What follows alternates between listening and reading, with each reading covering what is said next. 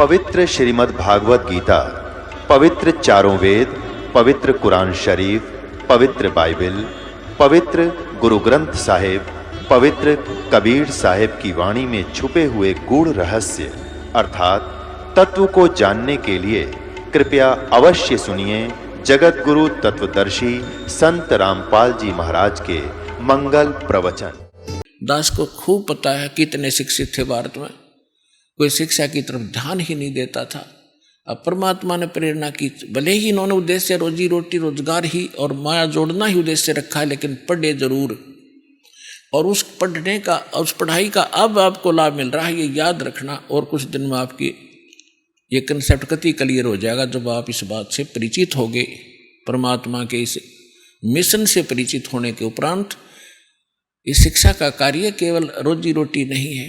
हमने उद्देश्य रोजी रोटी बनाकर ये ग्रहण की, जैसे भी की परमात्मा की दया ही हुई है। अब इसका सदुपयोग होगा परमात्मा पाने के लिए, मोक्ष कराने के लिए। तो परमात्मा ने आके बताया है कि आप इस लोक में किस लिए जी रहे हो, किस लिए रह रहे हो। क्या बताते हैं भगवान? यदि आप कोठी, बंगले और बैंक बैलेंस बनाने के लिए ही जी रहे हो तो ये भी आपकी भारी भूल है। उसके लिए क्या उदाहरण देते हैं? सर्व सोने की लंका थी वो रावण से रणधीरे,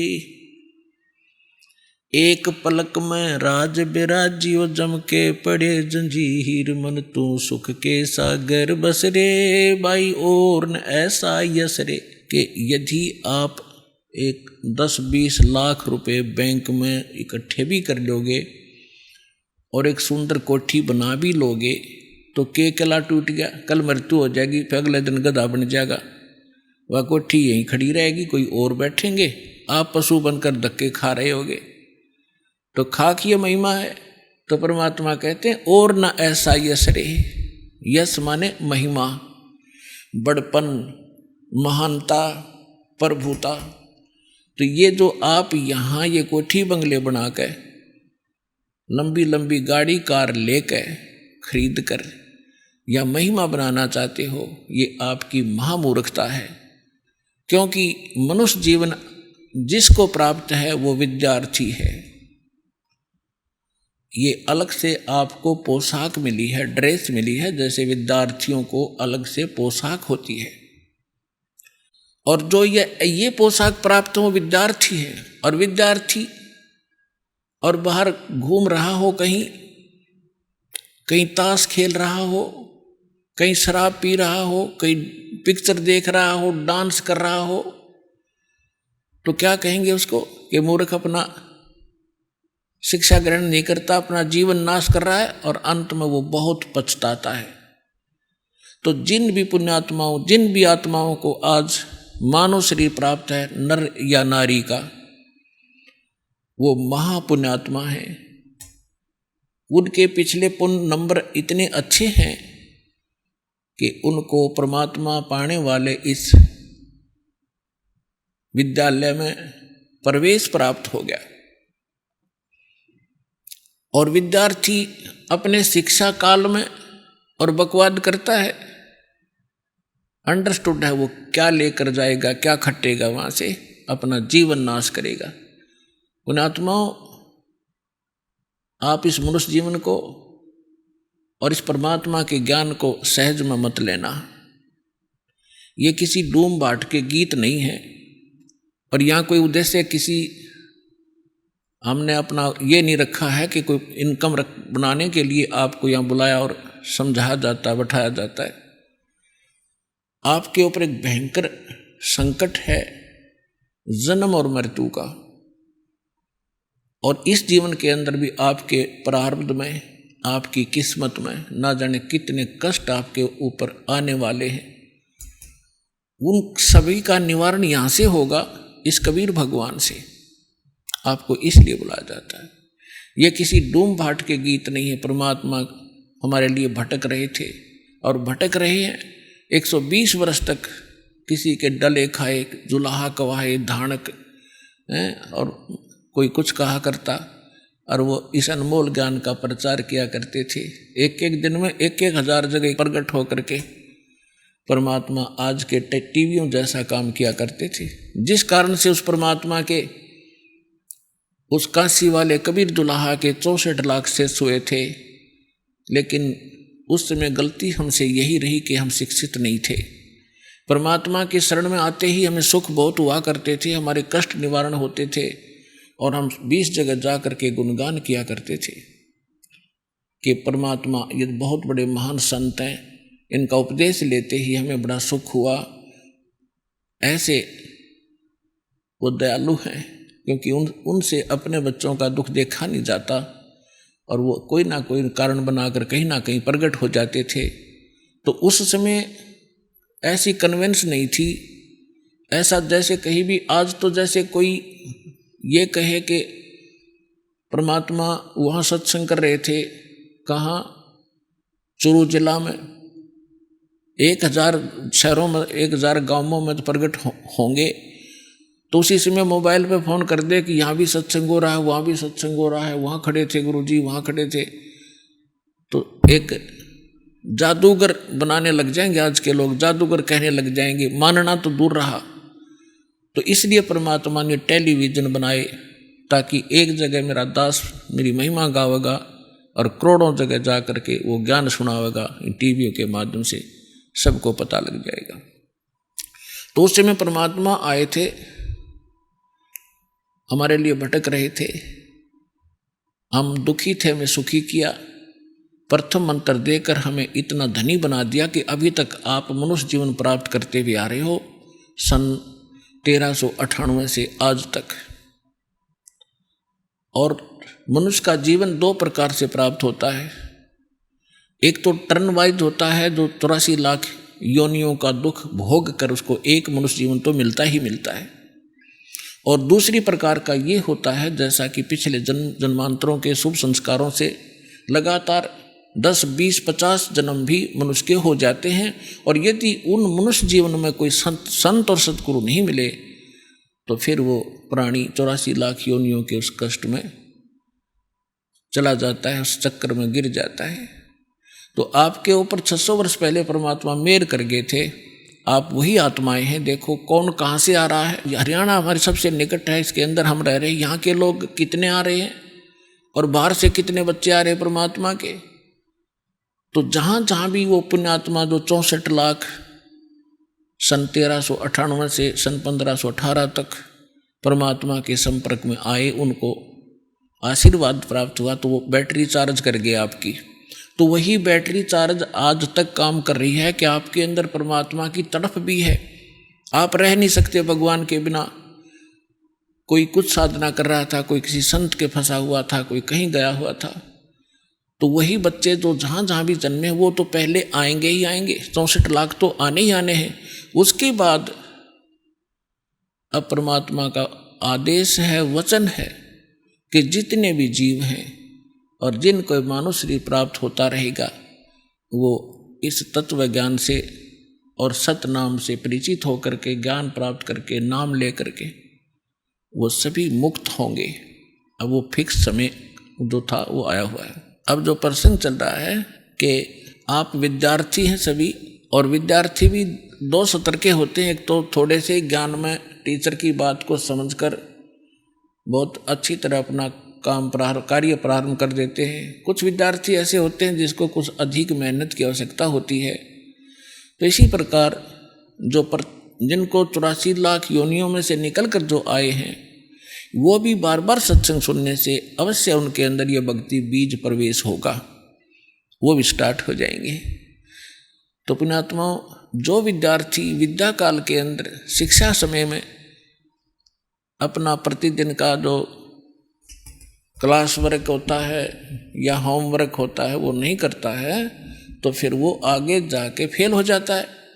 और फेल होने के बाद फिर वो आगे चल के जो उसके जीवन में संकट उसके ऊपर आते हैं, वो असहनीय होते हैं। ये दास जूनियर इंजीनियर की पोस्ट पे हरियाणा सरकार के अंदर कार्यरत था। वहाँ हमारा भी कार्य हो रहा था नहर का, और साथ में रोड भी बन रहा था, सड़क के ऊपर कुछ मजदूर काम कर रहे थे और उनका एक्सीडेंट आ गया अपनी जीप में बैठ के इंस्पेक्शन के लिए। उसके चले जाने के बाद एक व्यक्ति वहाँ खड़ा हुआ कह रहा था, जो मजदूर था, कि ये जो एक्सीडेंट है इसका ये नाम है, ये उस गांव का रहने वाला है और ये मेरा सहपाठी था, हम इतने समय तक इकट्ठे पढ़े थे। मेरे कर्म फूट गए, मेरे भाग फूट गए, मैं आगे पढ़ा नहीं, मैंने बकवाद करी और ये शिक्षा प्राप्त करके आज एक्सीडेंट बन गया, गाड़ी में चलता है और मेरे बच्चे भी यहाँ रेत में पड़े हुए हैं।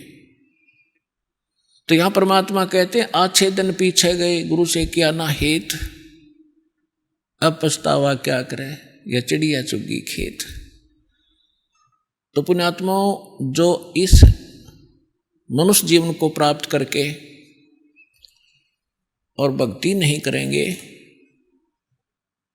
बुराइयों से नहीं बचेंगे, तो वो ऐसे पछताएंगे। नेक्स्ट जीवन उनका कुत्ते गधे सूअर का होगा। आपने देखा होगा गली में कुत्ते रात्रि में ऊपर को मुंह करके रोते हैं। आत्मा तो वही है जो अफलातून पा करी थी, भगवान भक्ति करीडी माया जोड़ में लगे रहे, वो महल के बाहर खड़ा गली में पड़ा हुआ रो रहा है, ऊपर से वर्षा हो रही है, ओले आ जाते हैं, शीत लहर चल रही होती है और वहाँ गेंडली मार के इकट्ठा हुआ किसी गाड़ी के नीचे टाइम पास कर रहा है। जब मनुष्य शरीर था तो उसने कभी सपने में भी ना सोचा होगा कि ऐसी आपत्ति आवेगी। तो पुण्यात्माओं, परमात्मा बताते हैं और परमात्मा से परिचित दो संत वो हमें शिक्षा देते हैं। मानुष जन्म दुर्लभ है, ये मिले न बारंबार, तरवर से पत्ता टूट गिरे, वो बहोर न लगता डारे। वो पृथ्वी पति चकवे गए, जिनके चक्र चलनते, रावण सरीखे कौन गण, ऐसे गए अनंते। परमात्मा की भक्ति जिन्होंने नहीं की, अपने संस्कार से चाहे सारी पृथ्वी का शासक भी बन गया, अंत समय में उसको क्या लाभ हुआ? 84 लाख योनियों में कहीं कुत्ता गधा सुअर की योनि में अपना कष्ट भोग रहा होता है। राम नाम रटते रहो, राम नाम रटते रहो, जब तक घट में प्राण, कभू तो दीन दयाल के बनक पड़ेगी कान।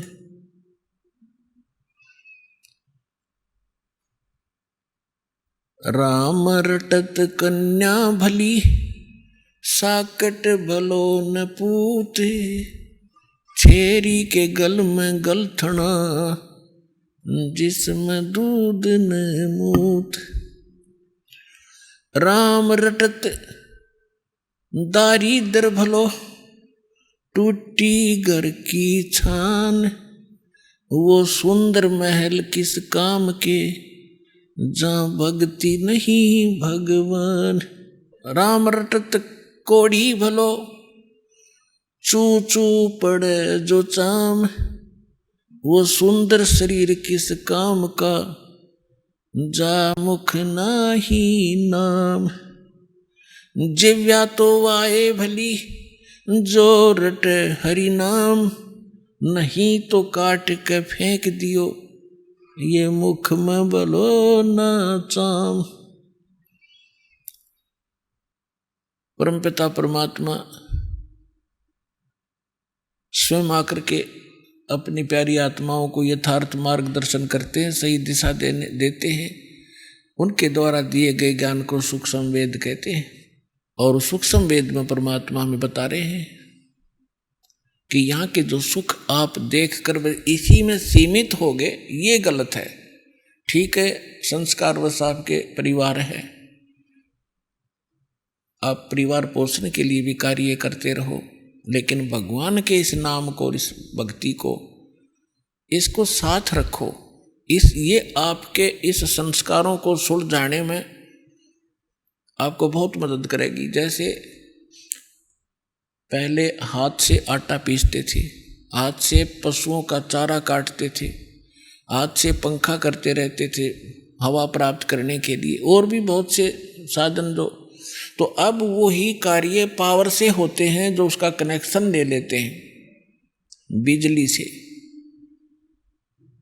अब वो कितने आसान हो गए, 1 घंटे में मनमाना 2 टोकरे सानी नहीं, वो चारा नहीं कटे आदमी पर, जो बढ़िया मशीन आ गई थी वो हाथ से चलाने वाली, और 1 घंटे में ढेर लगा दे, बिजली का कनेक्शन मिल जाए, पावर से वो काम कट कट कट कट ढेर लगा देता है। इसी प्रकार हाथ से पीसने से 2 घंटे में 2 किलो आटा नहीं पूरा होता था, और 2 घंटे में भर दे 2 बोरी, आज चाकी पावर से चलने वाली। तो कहने का भाव ये है कि आप जी जो कार्य कर रहे थे वो आपका केवल संस्कार मिल रहा था आपको। अब परमात्मा की पावर आपके साथ होगी तो फिर पावर से काम होंगे आपके, और कबीर भगवान वाली शक्ति तय, फिर देखना कितने आसान हो जाएंगे। तो हमें ये साथ रखना था, लेकिन हमने साथ रखा, लेकिन वो कनेक्शन ठीक नहीं था, वो पावर पूरी नहीं थी जो हमारे काम कर सके थी। जैसे हम अन्य देवताओं की पूजा करते थे तो उनकी आप बैटरी कुछ सीमित सीमा की होती थी, और उनसे हमारे सब काम नहीं हो पाए थे। और उन्होंने भी एक नियम बना रखा है कि जो जैसे कर्म करेगा उतना ही फल मिलेगा। किसी के प्रारब्ध में कोई भी दुख है तो वो देवता, यहाँ तक कि ब्रह्म तक, और ये जो परब्रह्म जिसको कहते हैं अक्षर पुरुष तक, ये आपके प्रारब्ध में, आपके किस्मत में पूर्व निर्धारित जो संस्कार हैं उनमें कोई परिवर्तन नहीं कर सकते। मासा घटे न तिल बधे, विद ना लिखे जो लेख, साचा सतगुरु मेट कर ऊपर मारे मेख। तो पुण्यात्माओं, जब पूर्ण परमात्मा का नुमाइंदा,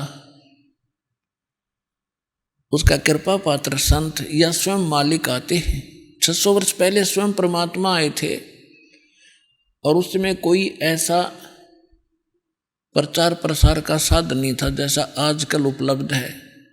आज तो कोई भी लल्लू पंदू जिसको मीडिया में टाइम मिल जाता है, टीवी के ऊपर बोलने का समय, वे 1 लाख 2 लाख न मूर्ख बना ले, क्योंकि जिज्ञासु उसको संत जानकर उसके पीछे लग लेते। और उस समय 64 लाख शेष परमात्मा के हुए थे, वो कोई ज्ञान से नहीं। ज्ञान तो परमात्मा की वाणी बोलते ही थे जो आत्मा को खींचती है, लेकिन उनको सुख दिए थे, वो दुखी देख नहीं सकता अपनी प्यारी आत्माओं का, वो परमात्मा है, दयालु है। तो वो क्या बताते हैं, तो उसके लिए बताया है कि मासा घटे न तिल बधे, विद ना लिखे जो लेख, और सच्चा सतगुरु मेट कर ऊपर मारे मेख। अब सच्चा सतगुरु कहा है गरीबदास जी ने कि जैसे गुरु, वैसे गुरु शब्द पर्याप्त है। गुरु का अर्थ होता है मार्गदर्शक, लेकिन ये नकली गुरु हो गए, इसलिए सतगुरु कहा। अब कलयुग में ये सतगुरु भी नरे हो गए, जैसे ये राधा स्वामी, धन सतगुरु, ये सारे अपने आप को सतगुरु बोल रहे हैं, और कक का पता नहीं है भी सी अध्यात्म मार्ग का। तो इसलिए सच्चा सतगुरु कहा। काल ने उलझाने में कसर नहीं छोड़ रखी अध्यात्म ज्ञान को। कबीर साहब कहते 9 मन सूत उलझिया, ये ऋषि रहे जखमार, और सतगुरु ऐसा सुलझा दे उलझा न दूजी बार।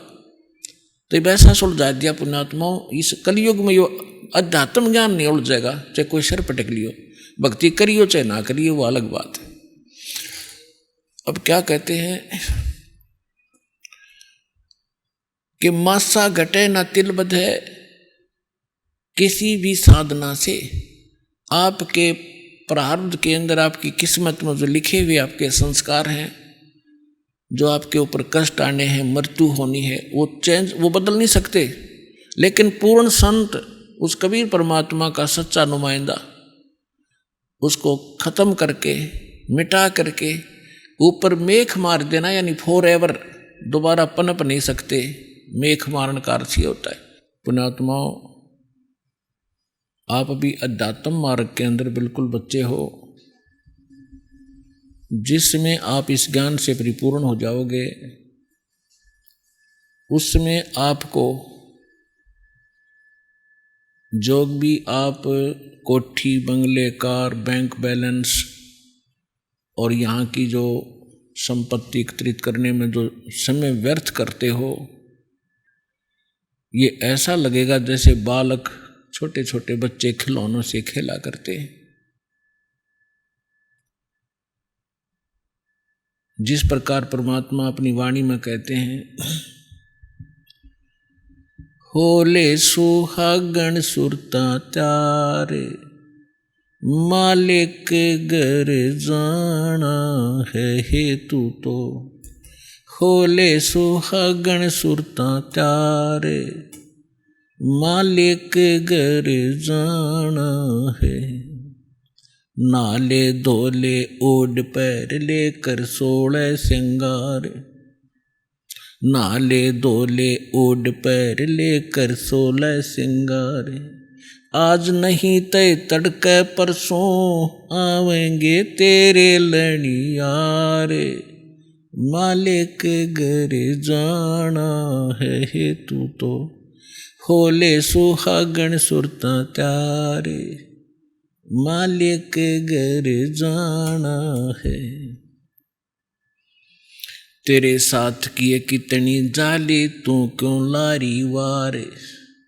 तेरे साथ की कितनी जाली, तू क्यों लारी वारे। ये गुड़िया खेलत जन्म गंवाया, लाया है नहीं बेचारे, मालिक घर जाना है हेतु तो। होले सुहागण सुरता त्यारे, मालिक घर जाना है हेतु तो। होले सुहागण सुरता त्यारे। सतगुरु हमारे बानिया है करते बनज व्यवहारे, सतगुरु हमारे बानिया है करते बनज व्यवहार।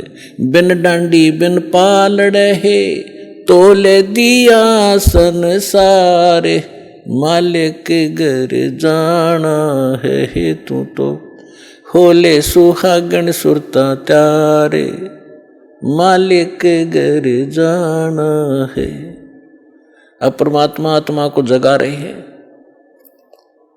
कि सुहागन आत्मा वो होती है जिसका विवाह हो जाता है, नाता जुड़ जाता है, जिसकी सगाई हो जाती है, मंगनी हो जाती है, और जिनका रिश्ता हो जाता है, मंगनी हो जाती है, सगाई हो जाती है, वही अपने पति के घर जाती है। और जब तक लड़की कुंवारी है वो पति के घर नहीं जा सकती। तो कहने का भाव ये है कि जिनको उपदेश प्राप्त हो गया है वो सुहागन आत्मा होगी, परमात्मा से जुड़ गए वो। अब अपने जैसे यहाँ रिवाज बनी हुई थी उसी आधार से परमात्मा ने ज्ञान दिया है कि जो लड़की अधिक दहेज लेकर जाती थी तो सास ससुर को अच्छी लगती थी। यहाँ की वैसे रीति ये गलत है, लेकिन फिर भी उसके आधार से ज्ञान समझाने के लिए परमात्मा ने बताया है। तो इसी प्रकार परमात्मा कहते हैं कि नाले धोले ओढ़ पैर लेकर 16 सिंगार, और दुल्हन को अच्छी तरह सिंगार कर भेजा करते थे, हर तरह से उसको आभूषण पहनाते थे ताकि उसकी छवि कुछ निखर जाए। तो परमात्मा कहते हैं आत्मा के जो गहने हैं, आभूषण हैं, ये वो नहीं है जो यहाँ के बनावटी होते हैं। शील, संतोष, विवेक, अक्षमा, दया, सुमरण, भक्ति, दान, साधु सेवा, विनम्रता, ये गहने होते हैं सब एक आत्मा के। कहते हैं ये सभी आभूषण ग्रहण कर, और आज नहीं तो कल मृत्यु होगी, तुझे जाना होगा। तेरे साथ की कितनी जाली, जिन महापुरुषों का मोक्ष हुआ, जिन्होंने जिस सत्र की साधना की वही क्योंकि इस कबीर परमात्मा के ज्ञान से तो उस समय कोई परिचित थे नहीं कि कौन कौन मुक्त हुए, ना वो विश्वास मानते थे कि सचमुच ये मुक्त हुए हैं।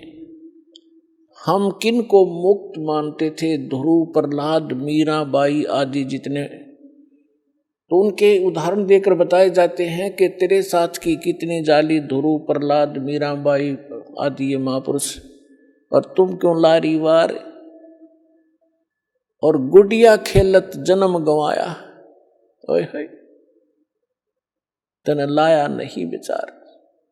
अपने आत्माओं, जब तक ये तत्व ज्ञान से आप परिचित नहीं होते, तब तक आपको यहाँ की कोठी, यहाँ के बैंक बैलेंस, बढ़िया गाड़ी, गांव में प्रभुता और खूब आदरमान हो, ये बहुत अच्छे लगते हैं। जिसमें आपको ये ज्ञान होगा उसमें आप देखोगे आपकी आत्मा एकदम यहाँ से उल्टी हो जाएगी। आपको अच्छे ही नहीं लगेंगे। ये कैसे नहीं लगेंगे? जैसे अब तो बच्चे ऐसा नहीं खेलते, अब तो सीधे स्कूल जाने लग जाते हैं। 3-4 वर्ष के होते हैं उसको स्कूल भेज देते। पहले पुराने समय में क्या होता था कि छोटे छोटे बच्चे खेलते ही रहते थे। छोटी लड़कियां, हमने विशेषकर देखा, जो बड़ी लड़कियों का विवाह हो जाता था उनके लिए घर पे टेलर बुला करके उनके कपड़े सिलवाए जाते थे, और उन कपड़ों से बचे हुए कटपीस, छोटे छोटे 2-2, 3-3 इंच के कपड़े होते थे, टुकड़े, उनको छोटी लड़कियां उठा लेती थी और वो नकल किया करती थी।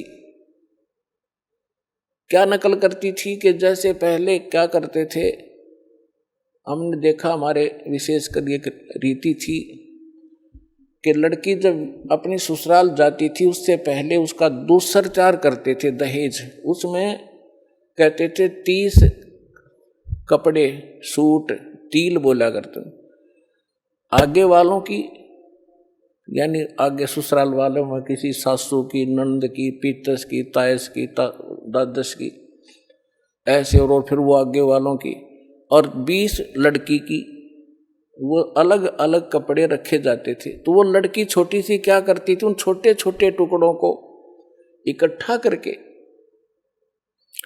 और ऐसे ही अलग अलग रख लेती थी कि ये 30 आगे वालों की, ससुराल वालियां की, और ये 30 अरे गुड्डा बनाती है, गुडिया बनाती, उनका ब्याह करती, उनके साथ खेला करती थी। और उस जो उसने रखे हुए थे ना छोटे छोटे जितने टुकड़े, जिनको वो सूट मान कर रखे हुए थी, उनमें से कोई दूसरी बहन या भाई निकाल लेता 1-2 उस टुकड़े को, तो इतना बुरी तरह रोया करती, पैर पीटा करती, हाय मेरी तिल उठा ली, मेरा सूट उठा लिया। जब उससे पूछा करते थे कहाँ से उठा लिया, कि ये 40 थे, आज इसमें 2 घट गए वो टुकड़े। और जब वो बेटी युवा हो जाती है, उसका विवाह होता है, तो फिर उसको पता चलता है, जब युवा हो जाती है उसको ओरिजिनल सूट का पता लगता है, ओरिजिनल दुल्हा और दुल्हन का पता लग जाता है। तो फिर उसको कहे के ले आजा खेल ले, इनके साथ वो कभी नहीं खेल सकती। तो पुण्यात्माओं, आज जो आप यहाँ की संपत्ति, कोठी, कार, बंगला बनाने में अपना जीवन नाश कर रहे हो, ये गुडिया वाला खेल खेल रहे हो। और जिस समय आपकी ये मैच्योर हो जाएगी, आपकी बुद्धि, आपके विचार परमात्मा के अध्यात्म ज्ञान से, फिर आपको कोई कहेगा ना ये कोठी बना ले, बंगला बना ले, आज एक प्लाट दिवाऊं, होगा बस भाई, अब तो सतलोक में प्लाट खरीद देंगे, यहाँ तो बतेरे खरीद लिए। कहते कोट जन्म तन भर मत होगे, कुछ ना हाथ लगा रे, कुकर सुकर खरबया बोरे, कौआ हंस बुगारे। कोटि जन्म तू राजा की, ना मिटी न मन की आशा, भिक्षुक होकर दर दर घूम्या, मिला न निर्गुण रासा। इंद्र कुबेर ईश की पदवी, ब्रह्मा वरुण धर्मराया, विष्णुनाथ केलपुर को जाके फिर भी वापस आया। असंग जन्म तन मरता होगे, जीवित क्यों न मरे रे, 12 मद महल मुठ बोरे, बहुर न दे धरे रे। दोजक बहिष्ट सभी ते देखे, राजपाट के रसिया, 3 लोक से तिरपत नाही, ये मन भोगी खसिया।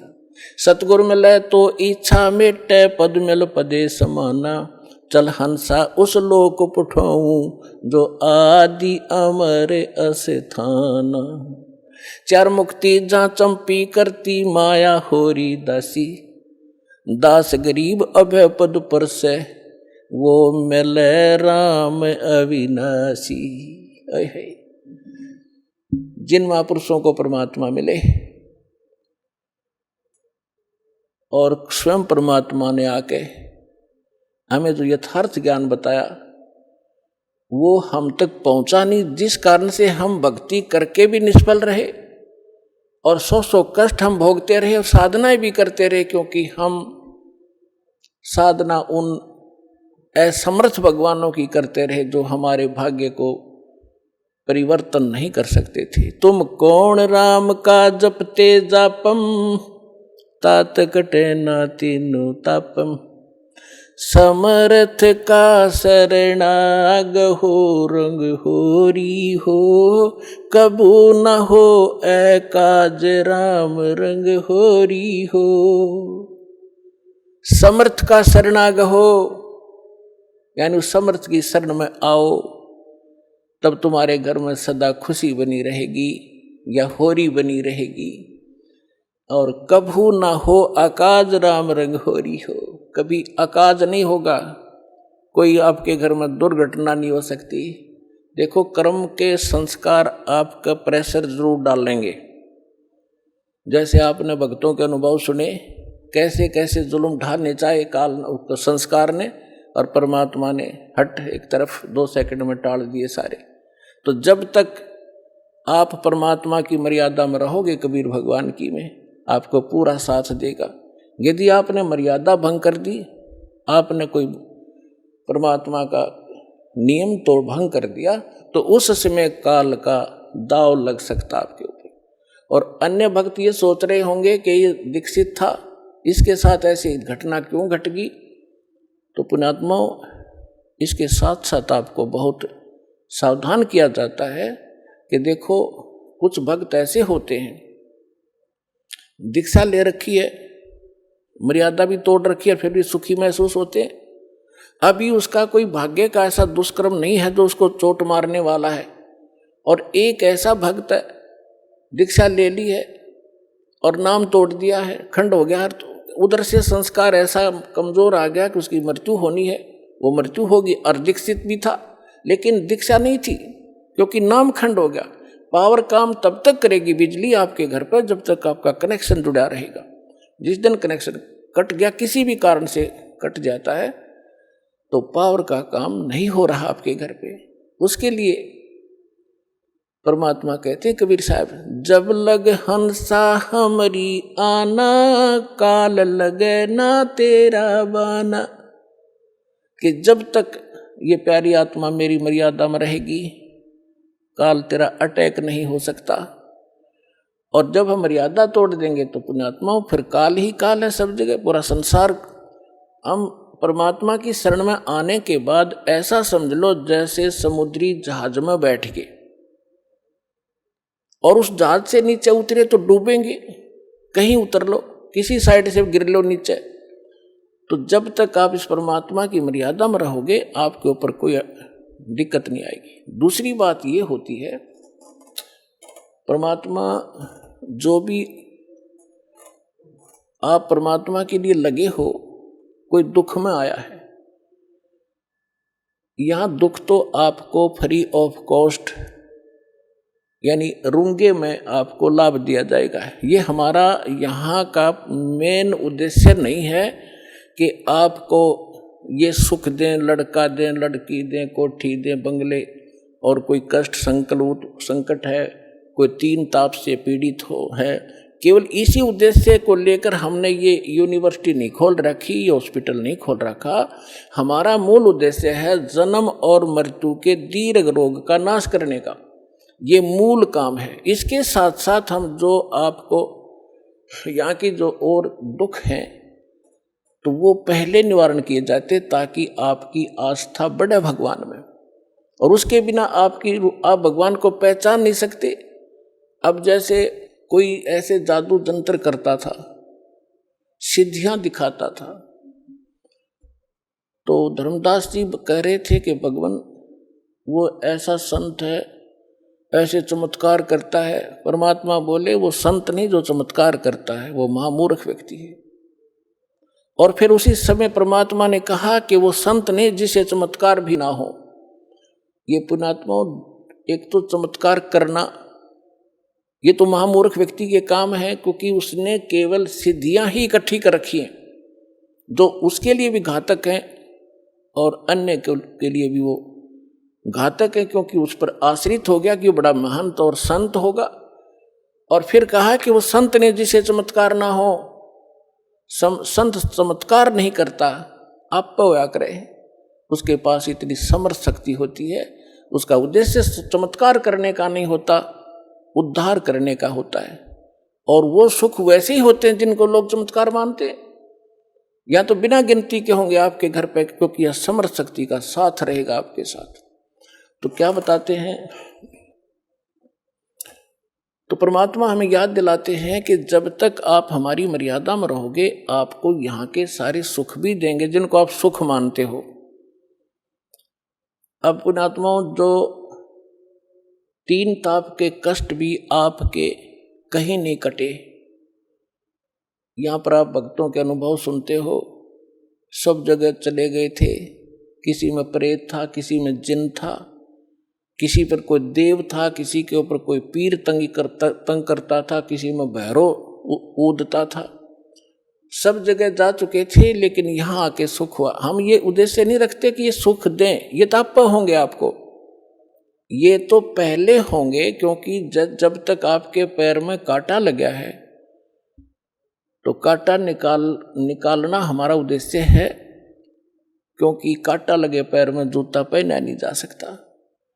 अब जैसे आप पहले हम सुनते थे, किसी भी संत के पास दुखी जाता था तो पहले तो अपने जंतर मंत्र बताता, ये कर दो, वो बोल दो, 5 कपड़े रख दो, ऐसे श्राद्ध निकाल दो, ऐसा दान कर दो, मैं तुम्हारा मंत्र जाप करूंगा। जब कुछ नहीं होता था, लास्ट में ये कहते थे कि ये तो आपके भाग्य में लिखा हुआ है, आपके प्रारब्ध का कष्ट है, ये तो भोगना ही पड़ेगा। और फिर भी कहता था, ले राम नाम का जाप करते ही रहना। अपने आत्माओं, जैसे किसी के पैर में कांटा लगा हो और वो किसी के पास जाता है, वो कहता है, कोशिश करता है, उसके पास औजार नहीं है, उस कांटे को निकाल दे, और वो कहे कि कांटा तो निकल नहीं रहा, ये तो लगा ही रहेगा क्योंकि गहरा चला गया है, अब ले जूता पहन ले, आगे कांटा नहीं लगेगा। तो कांटा लगे पैर में जूता नहीं टिक सकता, पहले कांटा निकले और फिर उसको सलाह दी जा कि फिर जूता मत निकाल देना, नहीं तो ये पीड़ा फिर आ जाएगी आपके ऊपर। तो फिर वो व्यक्ति उस पीड़ा से परिचित है और फिर वो कभी जूता उस मार्ग में निकाल लेगा। तो पुण्यात्माओं, जो दुखी व्यक्ति यहाँ आते हैं सौभाग्य है उनका, जो सुख में आते हैं उनका भी सौभाग्य है, लेकिन जो दुख में आते हैं वो ज़्यादा स्थिर होंगे, क्योंकि सुख तो होगा ही होगा।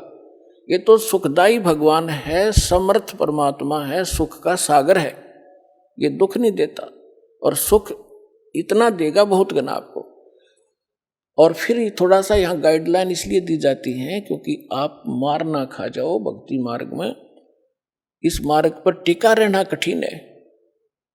उसके लिए आपको ये फाउल पॉइंट बताए जाते हैं और साथ में गाइडलाइन दी जाती हैं जो आपके इस भक्ति मार्ग में सहयोगी होंगे। अब कुछ भक्त हमारे अन्य दुखियों को लाते हैं अपने पड़ोस से, रिश्तेदारों से, को समझा बुझा के, चलो वहाँ ठीक हो जाओगे, चलो वहाँ ठीक हो जाओगे, जाते सुख हो जाएगा, स्वस्थ हो जाओगे। तो पुण्यात्माओं, क्योंकि आपको मालूम है कि यहाँ ऐसे होता है, लेकिन जो केवल यहाँ इसी उद्देश्य से आता है कि मैं ठीक हो जाऊं बस, तो उसका अगले उद्देश्य से भी परमात्मा परिचित है कि ये केवल झाड़ा लुहान आया है और ये ठीक होया फिर दोबारा नहीं आएगा। तो परमात्मा पुण्यात्माओं, इस दास ने 1994 से लेकर आज तक इस परमात्मा के से काफी निकट सानिध्य का अवसर मिला है, और जो मालिक ने परमात्मा की शरण में इस दास के माध्यम से आने वाले भक्तों के सुख देखे हैं वो अद्वितीय है। लेकिन हमारी जब तक हम ज्ञान से परिचित नहीं होते तो आप कभी भी डगमग हो सकते हो। एक गांव में हमारा भक्त था, उसके यहाँ हम सत्संग करने जाते थे, 3-3 दिन का पाठ करते थे। जैसे यहाँ 3 दिन करते हैं वो पर एक घर में किया करते थे, क्योंकि इस सत भक्ति को हमने बेस बनाकर चलाना पड़ा। एक घर में 3 दिन और 2-2 टाइम सत्संग करते, घर वाले आ जाते, अड़ोस पड़ोस के आ जाते, वो रिश्तेदारों को बुला लेते, तो उनको 3 दिन तक परिपक्व करते ज्ञान से। पहले दिन तो वो कुछ बेदकते, फिर धीरे धीरे सेट हो जाते और फिर उनके सुख देखते। तो उसके पड़ोस में एक लड़की थी, उसके दोनों किडनी खराब हो गई, चारपाई पर लेटी हुई, सारे सोजस आई हुई। उसने कहा कि आ जाओ, तुम नाम ले लो और ठीक हो जाओगे, हमारे गुरुजी से उपदेश ले लो, इनके भगवान कबीर साहब ठीक कर देते। उन्होंने उस लड़की को ले आए, उन्होंने दीक्षा ले ली। फिर कहा, हमने कहा कि एक पाठ कराओ, फिर हम घर में ही करते थे। हम पाठ करने गए 10 दिन के बाद, वो लड़की ऐसे चारपाई पे लेटी हुई, 10-15 दिन उसने थोड़ा बहुत नाम जाप जैसा किया। हम गए तो वो उठा कर लाए उसको, दास भी वही 3 दिन रहता था घर घर पे। मैंने कहा बेटी तू उठ और बर्तन साफ कर। भगत आए हुए खाना जैसे ऐसे भंडारा होता था छोटा, 10-20 भगत 50 भगत आते थे आसपास के, बर्तन साफ कर। तो उसके घर वाले कहने लगे भक्तों से, ये तो बैठ तो सकती नहीं, कैसे बर्तन साफ करेगी। तो कहा कि आप एक बार इसको बैठाओ, जो आदेश है मालूम करो। उसको ले जाकर पीढ़े पर बैठा दिया, जहाँ बर्तन साफ करें थे। 2 घंटे बर्तन साफ करे उस लड़की ने, और तीसरे दिन अपने आप उठ कर चल पड़ी। बोलो सतगुरुदेव।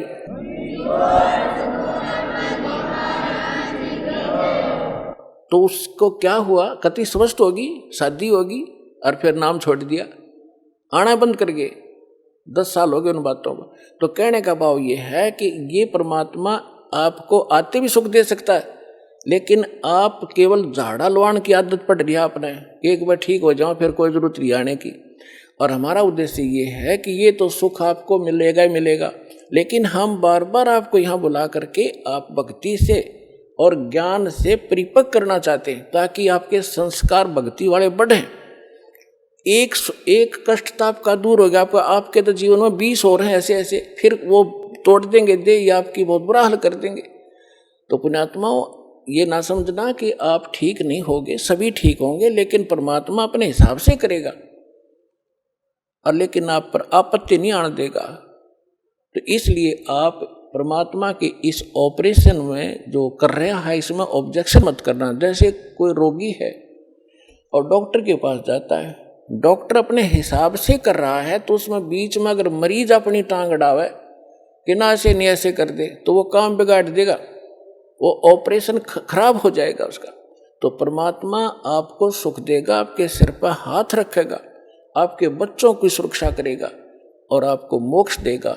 आप विश्वास के साथ लगे रहना। बोलो सतगुरुदेव।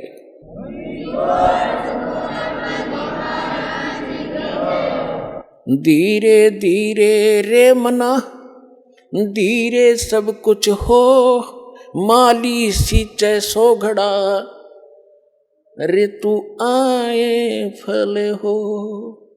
अभी तक तो आपने बबूल बो रखी थी, सब ने गलत साधना शास्त्र विधि कर मनमानी साधना करते थे।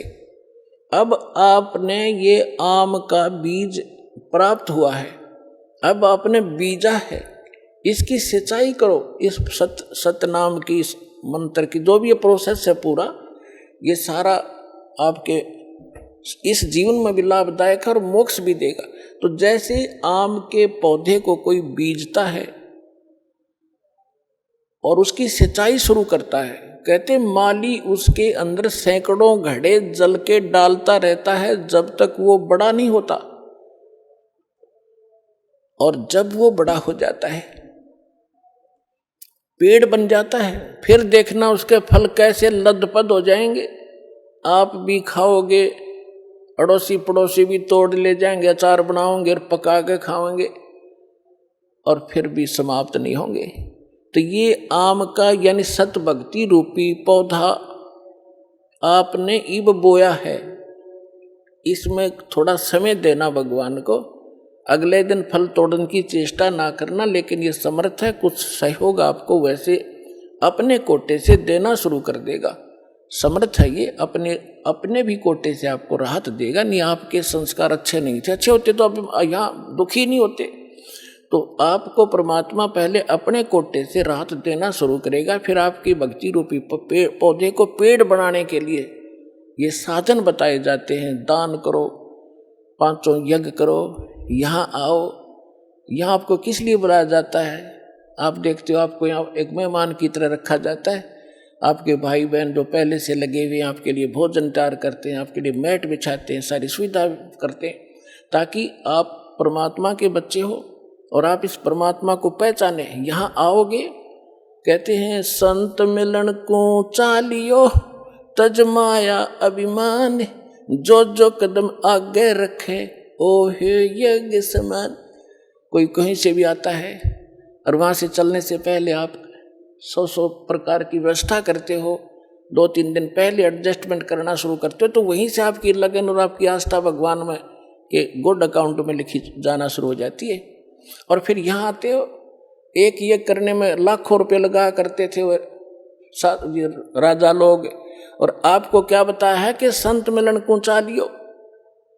इस विश्व में पुण्यात्मा संत नहीं कोई, इस दास के अतिरिक्त। अभिमान ना समझना, ये मालिक का कुत्ता है और उसने ये संत बना दिया। और संत में वो गुण होते हैं जो भगवान ने बता रखे। संत मिलन को चालियो तज माया अभिमान, और जो जो कदम आगे रखे ओ हे यज्ञ समान। कोई कितनी ऊंची पोस्ट हो और कितना समृद्ध हो धन से, जिस प्रकार आदमी बच्चा रोगी डॉक्टर के पास जाता है, उसको पता लग जाता है तेरे दीर्घ रोग है, असाध्य रोग है, तो वो जाते ही डॉक्टर जो भी उसको आदेश देता है, इंजेक्शन लाऊंगा लगा दो जी, जांच कराओ वहाँ जाओ, अच्छा जी, लेट जाओ लेट गया जी, कपड़े उतार दो चेक करूंगा लो जी। तो कोई अभिमान नहीं रखता, चाहे कितना बड़ा पद हुआ, उसको उसमें पद दिखाई नहीं देता, उसमें अपनी जान दिखाई देती। तो यहाँ जब आप इस परमात्मा के लिए चलो, एक बालक बन के, एक अधीन, एक रोगी समझ के, वैसे तो आपको ज्ञान हो जाएगा धीरे धीरे जीव की औकात क्या है। अब फुला फिरा बकवाद करे 2 मिनट में पैरालिसिस हो जावे, बांगा मुंह हो जा, मुंह मक्खी निकले और बड़े इसके अंदर, मुंह बंद भी नहीं कर सकता। तो जीव की औकात का यहाँ पता लगता है इस ज्ञान से, हम क्या हैं, कितना सामर्थ्य है। हम समर्थ की भक्ति करके वहाँ चले जाएंगे जहाँ कोई कष्ट नहीं होता। आइए अब हम उन श्रद्धालुओं के अनुभव जानते हैं जो जगत गुरु तत्वदर्शी संत रामपाल जी महाराज जी से दीक्षा प्राप्त कर चुके हैं तथा उनके द्वारा बताए गए भक्ति मार्ग पर चल रहे हैं। नमस्कार जी। नमस्कार सर, क्या नाम है आपका? जी लोमस कुमार। लोमस जी, आप कहाँ से हैं? जी कबीरधाम जिला छत्तीसगढ़, ग्राम लालपुर। लोमस जी, संत रामपाल जी महाराज से नाम दीक्षा आपने कब ली? 13 अक्टूबर 2019। क्या संत रामपाल जी महाराज से नाम दीक्षा लेने से पहले आप कोई भक्ति साधना भी करते थे? जी सर जी, मैं संत रामपाल जी महाराज से दीक्षा लेने से पहले मेरे पास भविष्य पुराण था, उसमें मैंने पढ़ा कि उसमें लिखा था कि मोक्ष होता है सूर्य पूजा करने से, अगर दिन में हम एक बार भी प्रणाम करते हैं तो मोक्ष होता है। और उसमें कुछ कथा दिया हुआ था कि इसमें कि पाठ करने से, इसमें पढ़ने से दुख दूर होता है। तो मैं वो क्रिया करता था और महीने में एक बार उपवास रहता था और घी का दीप जलाता था। फिर ये सब चीज़ क्रिया करते थे, मुझे कुछ लाभ नहीं होता था। और हनुमान का भी मैं पूजा पाठ करता था तो मुझे उससे कुछ लाभ नहीं हुआ, पर मुझे बहुत ज़्यादा हानि हुई। मैं सब्जी का काम करता हूँ, लेने बेचने का काम करता हूँ, तो ख़रीद कर अपने क्षेत्र पंडरिया ब्लॉक वहाँ से लाता हूँ, बेचता हूँ। तो मैं लाभ नहीं हुआ तो मैं उनका भक्ति छोड़ दी। फिर मुझे परेशानी होने लगा, जब मैं रोड से आता तो साल में एक बार, जैसे नवरात्रि का सीज़न होता था, तो अक्सर मेरे सामने में कोई बंदर आकर आगे मेरे गाड़ी के सामने आ जाता था, तो मैं गिर जाता था। बहुत जैसे 10 मीटर खिसलता हुआ, अब ज़्यादा स्पीड में नहीं होता था पर 30-40 का स्पीड होता था। तो ऐसे ऐसे मेरे पास 2 बार घटना हुआ जिससे मेरे पैर में बेंड हो गया है। एक सरा है मेरे पास और वो ज़बरदस्त बेंड है। डॉक्टर ने पूरा बताया कि ये ठीक नहीं हो सकता, इसके लिए आपको आजीवन व्यायाम करना पड़ेगा और गोली दवाई खाना पड़ेगा। तो फिर आप संत रामपाल जी महाराज की शरण में कैसे आए? जी, संत रामपाल जी महाराज की शरण में ऐसे आए, मैं शादी में गया हुआ था तो वहाँ पोस्टर टंगा हुआ था संत रामपाल जी महाराज का, कि उसमें लिखा हुआ था कि ब्रह्मा विष्णु महेश का माता पिता कौन है, शेरावाली दुर्गा का पति कौन है, हम इतने भक्ति करते हैं फिर भी हम दुखी क्यों रहते हैं। ऐसे 12-13 क्वेश्चन पढ़ा हुआ था मेरे मन में, ये सब चीज़ सवाल आया तो देखा मैं कि ये सब सवालों का मैं तो अनजान था कि मैं उसका ऐसे ही उत्तर जैसे बाकी देते हैं नकली गुरु कि इनका कोई माता पिता नहीं है, बस ऐसे वगैरह वगैरह अपने ही आप ही उसका उत्तर दे दिया। फिर नाम दीक्षा मैं थोड़ा सा विस्तार से बताऊंगा। मैं फिर वहाँ से शादी से वापस आ गया, फिर अपने नाना ससुर है वहाँ पर मैं ऐसे ही घूमने के लिए गया तो वहाँ चर्चा हुई, वहाँ संत रामपाल जी महाराज से दीक्षा ले चुके हैं, मेरे नाना के रिश्ते में लगते हैं और परमात्मा से जुड़ चुके थे। उसने बताया कि मुझे बहुत तकलीफ़ था, मेरे सांस लेने में तकलीफ़, उठने बैठने में तकलीफ़, मैं काम नहीं कर सकता।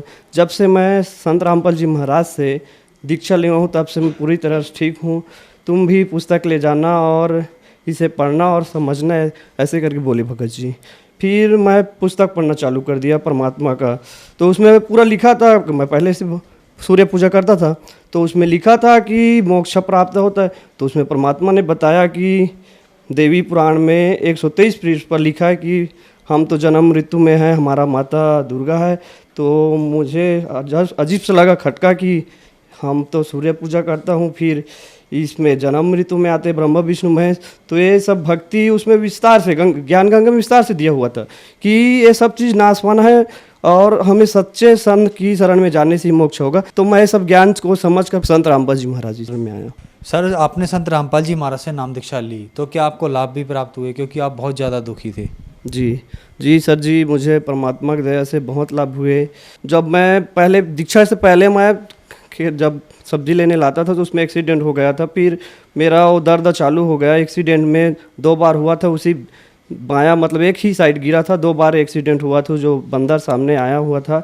तो 2 एक्सीडेंट में मेरा पूरा बैंड फ्रैक्चर हो चुका है, तो उससे मैं इलाज पानी करवाता था अपने गांव में आसपास में, फिर ठीक भी नहीं हुआ। फिर मैंने रेडियम हॉस्पिटल है कंवरदा का, उसमें इलाज 2 बार कराया, फिर तीसरा बार करवाया, फिर चौथा, फिर वह उसने बता दिया कि आपको हमेशा गोली खाना पड़ेगा और आजीवन व्यायाम करना पड़ेगा। फिर संत रामपाल जी महाराज से दीक्षा ली, फिर दीक्षा लेने के बाद मुझे वो सब चीज़ ऑटोमेटिक धीरे धीरे मैंने गोली दवाई सब छोड़ दी, बंद कर दी। संत रामपाल जी महाराज जी के शरण में आने से वो रोग कब ठीक हुआ मुझे पता ही नहीं चला। मैं आज पूरा तरह स्वस्थ हूँ। मैं बताना चाहता हूँ, मैं आधा स्पीयर दर्द की वजह से सख्त मना किया हुआ था डॉक्टर की, वजन नहीं उठा सकते।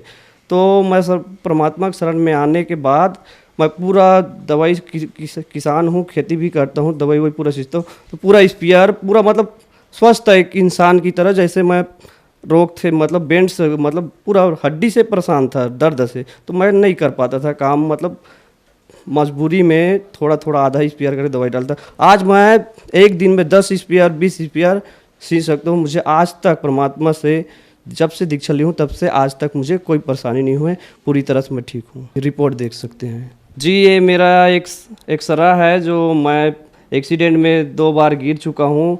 इसमें पूरा ये दिखा हुआ है कि मेरा हड्डी पूरा बेंड हो चुका है, एक साइड से जुड़ चुका है।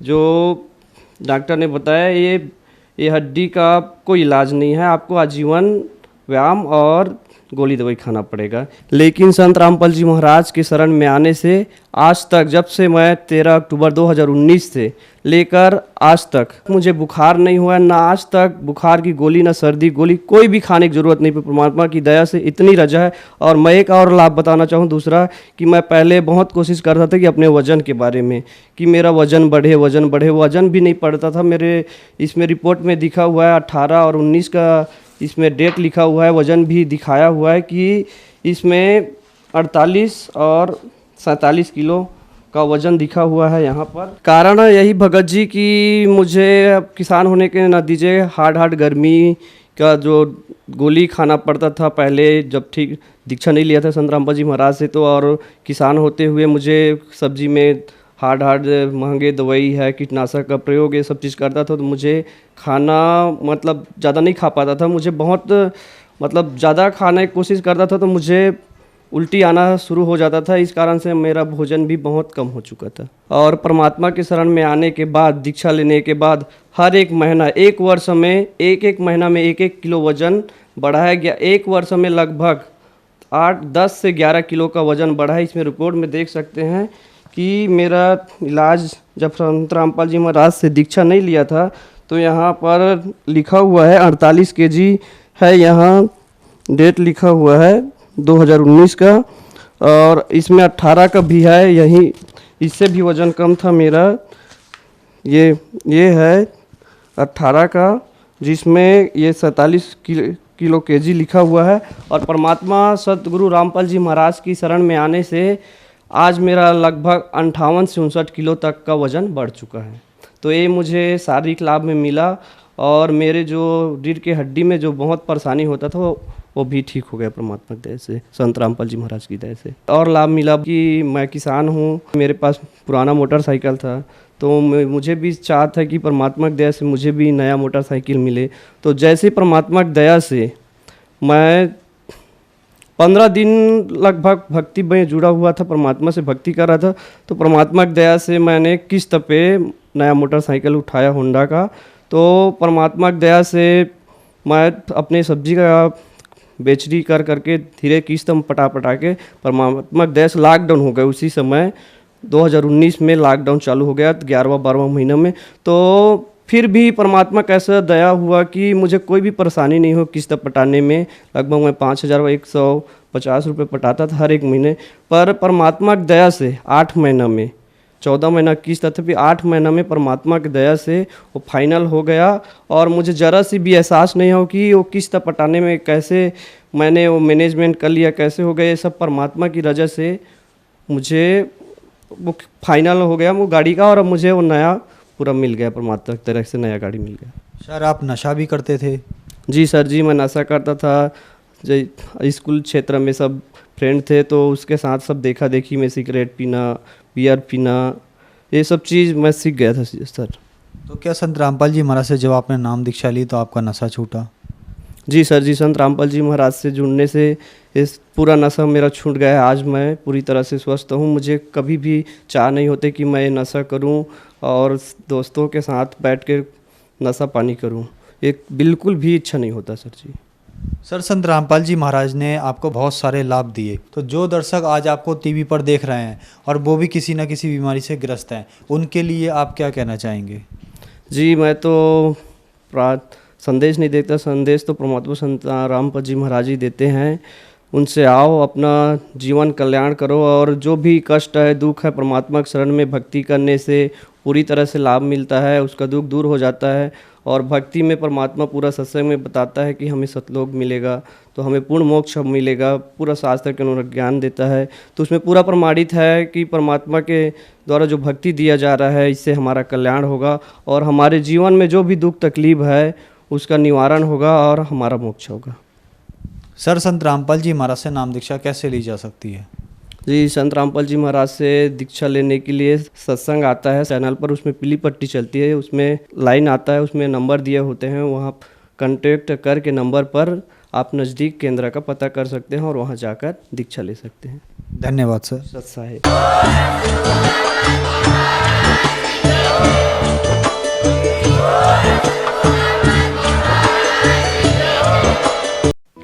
आप सुन रहे थे जगत गुरु तत्वदर्शी संत रामपाल जी महाराज के मंगल प्रवचन। अधिक जानकारी के लिए संपर्क करें।